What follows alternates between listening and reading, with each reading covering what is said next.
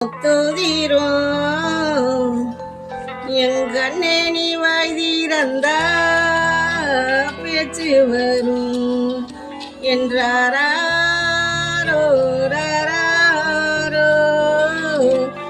என் கண்ணேராரோ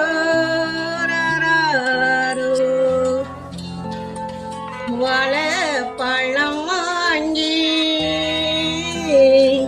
வாக்கியத்தின் தென் வாங்கி